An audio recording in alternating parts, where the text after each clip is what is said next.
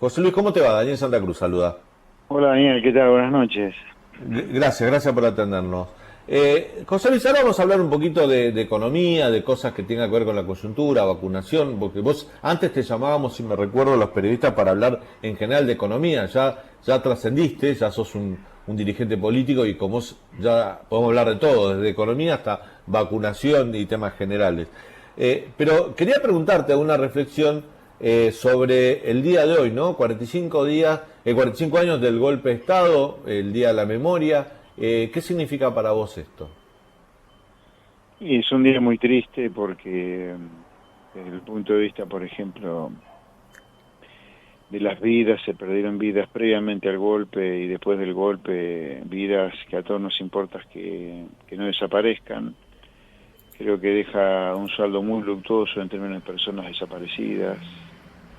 Y yo te diría, desde el punto de vista económico, se inicia un periodo donde el modelo que ya venía mal del siglo XX, a partir de mediados de los 70, y el golpe ahí, 36, así que está en mediados de los 70, es la confirmación de un proceso económico que se degradó por completo. Yo no sé si vos lo sabías, pero a partir de los 70, todos los planes económicos hasta el día de hoy han fracasado de manera abrupta. El plan de inflación cero de Helvar, que fue lanzado algunos años antes del golpe, terminó en el Rodrigazo, ya más cercano al golpe Sí. todavía. El plan de Martínez de Oz, ya con el gobierno militar, terminó en en la crisis de Martínez de Oz. El de Alfonsín terminó en hiperinflación, el de Menem terminó en el 2001-2002, de la Rúa fue un accidente ahí que fue un par de años, pero la bomba de tiempo se armó durante el gobierno de Menem. El plan de Néstor y Cristina terminaron en crisis en 2008 y también en 2015, al punto que le gana Macri en las elecciones. Ya más cercano en el tiempo, el de Macri termina en una crisis que lo deposita el kirchnerismo otra vez en el gobierno. Así que yo te diría, el golpe para mí significa muchas cosas, pero todas feas, Pero lamentablemente. mirá qué interesante lo que vos decís, José Luis, que muchos de estos, vos agarrás a cualquier integrante del Frente de Todos, del kirchnerismo, te emparentan más a vos por tus ideas liberales con las políticas económicas de la dictadura que a cualquier otro sector. No dudaría en decir, Hugo Espera estaría de acuerdo con Martínez II. Lo dicen, de hecho. Bueno, sí, es típico. De cualquier problema que haya habido en la Argentina, en lugar de ser los que han gobernado la Argentina históricamente, son de los liberales, ¿no? Aclaro que yo cuando ocurre el golpe había nacido en el año 61, todavía no No, había no, no, cumplido no, nada 15 que ver años. no con tu No, ya lo participación, sé que sino vos con el no, acuerdo de idea. ya lo Sí, sé sí, que vos no, pero sí. no, pero aparte además, si vamos a ser fríos y precisos en los números, en esta decadencia de medio siglo, ponele, te doy como que tenía algo liberal el plan económico de Martínez Dios del 79-80, la tablita. Ponele que algo de liberal tenían los 10 años de Menem. Son 12 años de 50, 38 años, acá no hubo ninguna política liberal y Argentina se siguió prendiendo fuego igual. Es más, yo te diría, el populismo o el no liberalismo tiene más culpa que el liberalismo de todos los desastres que han ocurrido. Para el que quiere discutir así con seriedad la historia, digamos, ¿no?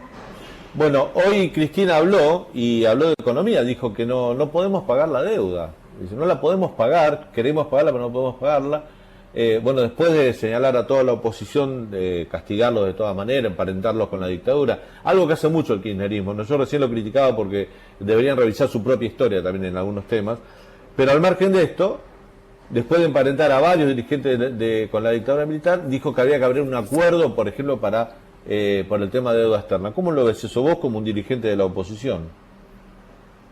Mira, te lo contesto en manera muy simple. La deuda, la emisión de deuda pública, ocurre cuando hay déficit fiscal. Si no hubiera déficit fiscal, si no hubiera más gasto público que ingresos, o sea que impuestos, no habría déficit. Y el nivel de gasto público y los impuestos se deciden en el Congreso. Así que la clase política a la cual pertenece Cristina Kirchner es la gran responsable de la destrucción de este país y por lo tanto de tener deuda y deuda externa al punto de que siempre tenemos problemas para pagar la deuda. O sea, Argentina es el único país que no puede salir de los defaults más allá de 10, 15 años. O sea, es un problema nuestro, evidentemente, es un problema de como sociedad, digamos, que tenemos. Es un problema de que no podemos sacarnos de encima a pesar de la montaña de impuestos que recauda el Estado y que ha transformado a los ciudadanos en verdaderos esclavos impositivos, en vez de no tener problemas de déficit fiscal como consecuencia de esa montaña de impuestos, el gasto público que fijan los políticos en el presupuesto todos los años es tan alto que siempre tenemos déficit, siempre tenemos deuda, y llega un momento que la deuda no nos podemos pagar. Así que si Argentina tiene un problema de deuda crónico, es culpa de una impresentable clase política, que es la que yo digo que es una clase política fracasada, y la gente, y ahora sí interpelo a la gente, debería empezar a aprovechar una elección legislativa para empezar a sacársela de encima, porque si no, Argentina va a seguir fracasando, y los fracasos no se miden ya con un pequeño fracaso. Argentina tiene la mitad de la población pobre y 2/3 de los chicos pobres. Acá los fracasos ya corremos el riesgo que nos vayan transformando en una sociedad pobre como una venezolana sin Maduro en 20 o 30 años. Bueno, así que Cristina es la responsable del desastre económico en el cual ha terminado este país, ¿no? Y de tener un problema vos pensás que esta convocatoria, que de alguna manera que dijo Cristina, no sé si es una convocatoria oficial, porque el kirchnerismo es difícil, porque te dice, tenemos que acordar políticas en conjunto para que ver qué está dispuesto a ceder el kirchnerismo, ¿no? Porque generalmente nunca cede, impone. Yo lo veo muy difícil desde ese punto de vista. Pero la deuda pública es un problema en definitiva del tamaño del Estado. Bueno, que Cristina nos diga cuántos millones de ñoquis de sus militantes va a echar del Estado, eliminemos la coparticipación federal de impuestos para bajar el déficit y algún día bajar impuestos y dejar de ser esclavos impositivos a los argentinos. Discutamos las cosas en serio, no estupideces que hacemos con la deuda externa. La deuda la tenés que pagar. ¿Para qué te endeudas si no la vas a pagar? Es más, la deuda la fijan los políticos en el presupuesto cada vez que votan el presupuesto, que se hagan cargo. Acá lo que pasa, viste, que lamentablemente creemos que la deuda externa es una especie de ovni que vino de afuera en la cual nosotros no tenemos nada que ver. No, esto es responsabilidad nuestra, responsabilidad de nuestros políticos y de los políticos que nosotros votamos en cada elección, que Argentina tenga un problema de deuda que no puede solucionar. Claro. José Luis, ¿y cómo ves en este contexto, cómo ves al gobierno en general? Porque yo siempre digo, cada vez que tengo una entrevista en estos días, políticos del oficialismo, de la oposición, funcionarios, no funcionarios, analistas políticos, todos termino haciendo la misma pregunta. Podemos hablar de salida económica, de reactivación, podemos hablar de distintas recetas, vos tenés las tuyas, otros tienen otras, de propuestas. Ahora, para volver a la normalidad tenemos que sacarnos de encima el tema de la pandemia. Para sacarnos el tema del COVID tenemos que vacunar. Digo, tenemos que abocar nuestro ingenio, todas nuestras fuerzas a un plan de vacunación que nos pueda devolver a la normalidad. Y estamos fallando rotundamente en eso. Bueno, así como fracasamos antes en los testeos, motivo por el cual tuvimos una cuarentena eterna. El hecho que hayamos tenido una cuarentena eterna es porque no se testeó a nadie. El hecho que todavía sigamos en algún lugar cuarentenados o con el peligro de un rebrote muy fuerte ahora que viene el frío, es como consecuencia no se vacuna a nadie. Es el mismo gobierno. El mismo gobierno que no vacuna a nadie, no testeó a nadie. Es lo mismo, es la misma lógica. Ahora, vos es una cosa, si contratáramos, nosotros no tenemos un avión de carga en Argentina, o si no lo tenemos no lo estamos usando, pero alquilate un par de aviones de carga y en lugar de traer de 300.000 vacunas, que no sé por qué en aviones de línea traen solo 300.000 vacunas cuando entran millones de vacunas, pero un avión de carga te trae entre 7 y 10 millones de vacunas por viaje. Lo que pasa es que van a buscar las vacunas, esto nadie lo dice, yo el otro día lo conté en La Nación, ¿no? Acá el problema es que, por ejemplo, a ver, nosotros en 8 viajes, en 8 vuelos a Moscú, trajimos 2,5 millones de vacunas. Chile en un solo vuelo trajo 4 millones de vacunas, o llevó a su país 4 millones en un solo vuelo. El problema es que estamos aferrados a un contrato con la Federación Rusa, con el Fondo de Inversión Rusa por la vacuna Sputnik, y nos están dando las vacunas que pueden, entonces vamos a buscar las que nos dan. Fíjate que ya en los últimos vuelos, José Luis, ni siquiera anuncian vamos a buscar tanta cantidad de vacunas. Van a ver qué les dan, porque eso es lo que está pasando. Le dan 300.000, vuelven con 300.000, le dan 400.000, esa cuenta gotas. Ahora, Daniel, ¿por qué motivo hay un contrato con la Federación Rusa y solo compramos la Sputnik? ¿Por qué? Porque no hubo acuerdo con laboratorios privados, José Luis. Solamente se hizo acuerdo con un Estado, con el de Rusia y con laboratorios estatales como es Sinopharm, que todavía están sin cumplir, que es China. pero no tenemos acuerdo ni con Pfizer, ni con Moderna, ni Bueno, con Johnson, no tenemos acuerdo con los privados. eso es lo que tenemos que denunciar, y esa es la vergüenza, esa es la vergüenza. Evidentemente, sin ninguna duda, acá hay algo raro, ¿no? Donde la población importa mucho menos que un contratito donde va a haber cosas seguramente medias extrañas, ¿no? Yo creo que hay que denunciar, y yo diría, a esta altura, los argentinos en paz, pero deberíamos marchar contra esto, así no nos nos vamos a vacunar todos en el 2050 aproximadamente. Yo Sí. ya tengo casos de gente conocida, mayores de edad, que han salido, que luego de pedir el turno, les llega el turno, van al vacunatorio el día que le corresponde y no hay vacunas. A los viejitos lo hacen volver a la casa con 85, 89, 90 años y pasan 10 días y no pasa nada, nadie lo vuelve a llamar. Es una vergüenza lo que está pasando. Pero acá hay Bueno, que fíjate, hoy se levantarse conoció, seriamente con eso. este dato es oficial, se conoció recién a través del monitor real de vacunación y transparencia que tiene el Ministerio de Salud, que cumplió un mes. La provincia de Buenos Aires está entre las 3 provincias que menos adultos mayores de 60 años ha vacunado. Solo el 13% de los adultos mayores de 60 años fueron vacunados. Quiere decir que no solo tenés pocas vacunas, sino que las pocas que usaste ya las usaste discrecionalmente, no seguiste el protocolo Bueno, estricto que era vacunar a adultos es como que mayores. acá hay varios planos, ¿no? Uno, a ver, yo creo que acá habría que interpelar claramente a la ministra de Salud y al ministro de Salud de la provincia en sus respectivos cámaras.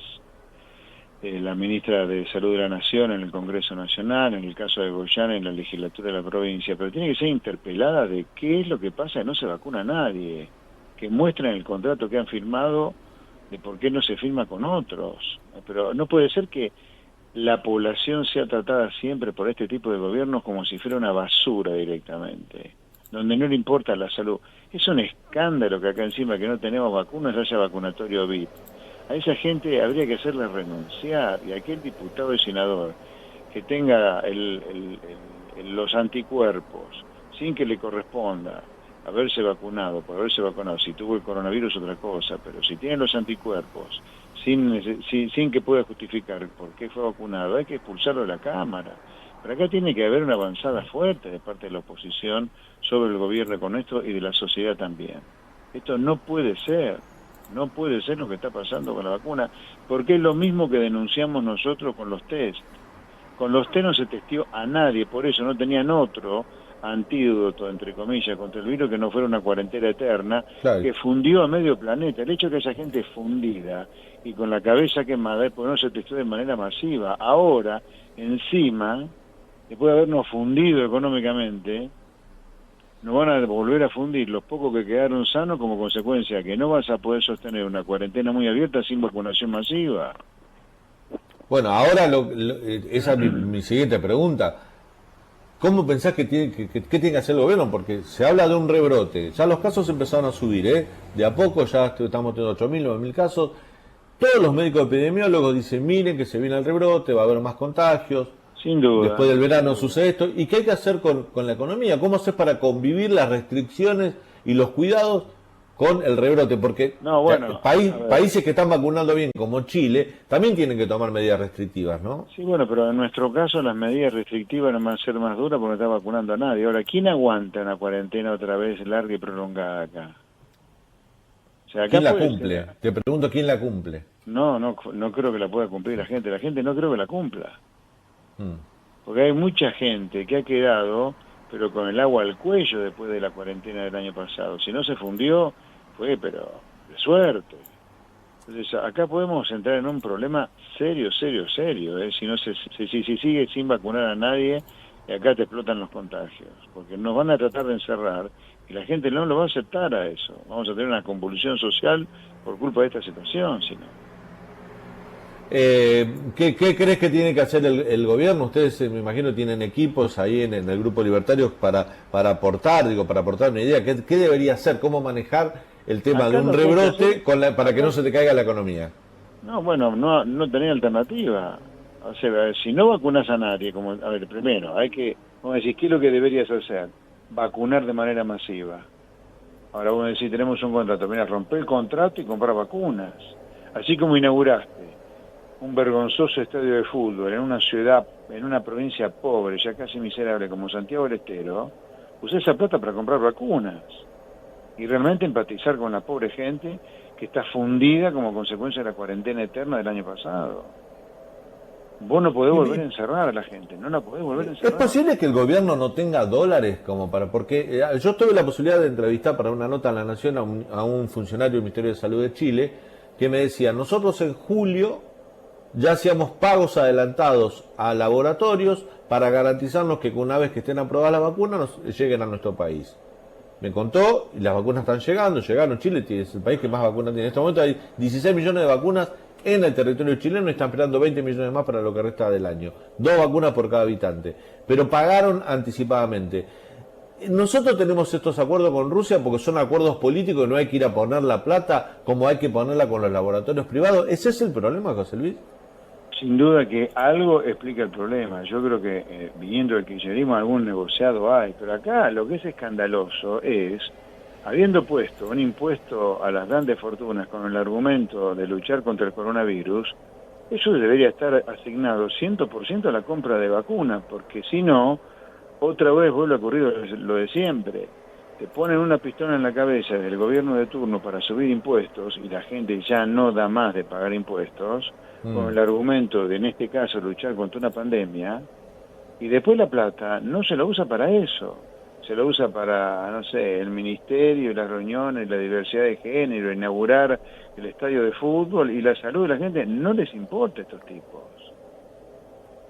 Entonces, si no hay plata es porque se la gastaron. Bueno, sí, algo está pasando porque no puede ser que, digo, recién hablábamos con un funcionario del Ministerio de Salud de Uruguay, estamos haciendo un recorrido toda la semana por los países de la región y la verdad que no tienen problema en acordar con los privados. Parece que encima te quieren decir que Pfizer no cerró con nosotros porque nos pidieron los hielos continentales. Digo, esas locuras que se les ocurre, esos versos, ¿viste?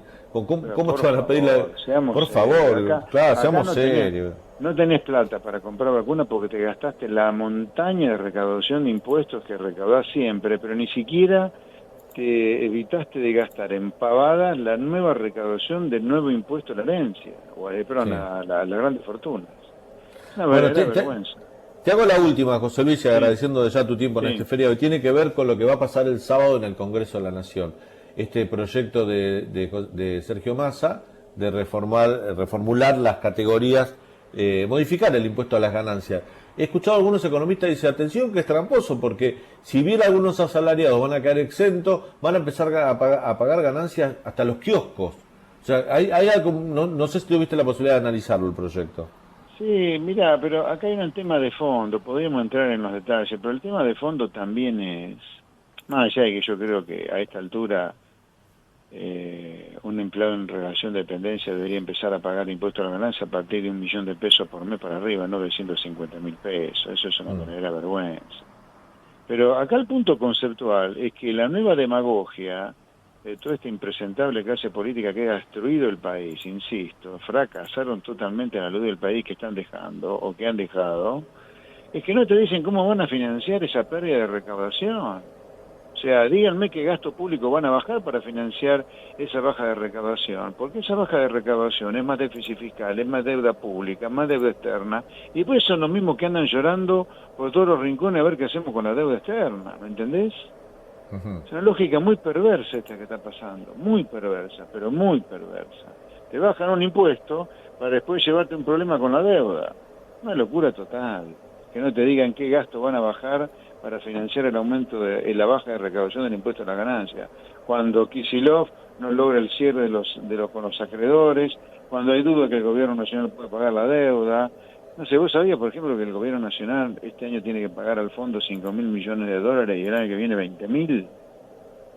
Mira, se dice que el Fondo Monetario va a hacer una emisión de DEX, que es su moneda, de 650.000 millones de dólares. Ahí hay algo le va a tocar a la Argentina y lo van a poder usar. Sí, le toca algo así como 4.500 millones de ese fondo. Entonces van a poder usarlo, pero es este año nada más, es un one shot, es una vez y para siempre que te toca este saque. ¿Cómo va a ser para pagar el año que viene 20.000 millones de dólares? Y vos, en el año de elecciones, te mandás una baja de impuestos cuando necesitas pagar deuda a lo loco por lo que se endeudó el anterior gobierno, que es el mismo país, no es otro país, no, el mismo país que se endeudó. Una cosa muy, muy irresponsable, más allá que yo creo que vos querés en serio ayudar a la gente, pero eliminar el impuesto a la ganancia de 1.000.000 de pesos por bajo por mes. Empleado en relación de dependencia, estoy hablando, ¿no? Claro. Bueno, muy bien. José Luis